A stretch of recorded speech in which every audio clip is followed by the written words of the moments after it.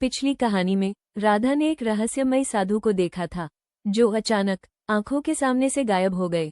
लेकिन उस रात के बाद राधा के मन में एक ही सवाल था, क्या वो साधु सिर्फ साधु थे या स्वयं कृष्ण? सुबह हो चुकी थी, बरसाने की गलियों में चहल पहल थी, लेकिन राधा का मन अब भी शांत नहीं था। सखी वहां आती है और कहती है, राधे तुम सारी रात जागती रही क्या? राधा कहती है, वो साधु ऐसे अचानक कैसे गायब हो सकते हैं? राधा अपने हाथ में वही मोर पंख देखती है जो पिछली रात आंगन में मिला था। राधा धीरे से कहती है, ये सब कोई संकेत है कृष्ण, आप मुझे क्या बताना चाहते हैं?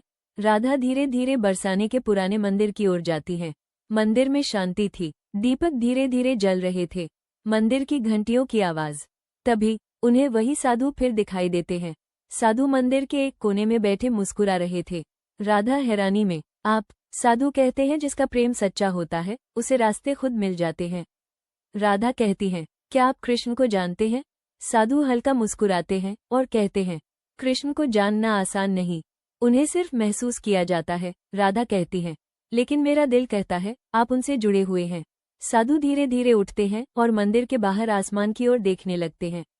साधु कहते हैं, कभी कभी प्रेम में दूरी जरूरी होती है ताकि आत्माएं और करीब आ सकें।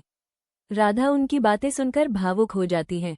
अचानक मंदिर में अपने आप बांसुरी की धुन गूंजने लगती है, पूरा मंदिर उस धुन से भर जाता है। राधा की आंखों से आंसू बहने लगते हैं।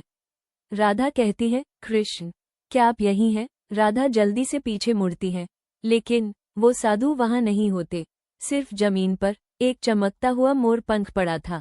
राधा मोर पंख को उठाती है और उनकी आंखें बंद हो जाती हैं। उन्हें ऐसा महसूस होता है जैसे कृष्ण उनके बिल्कुल पास खड़े हों।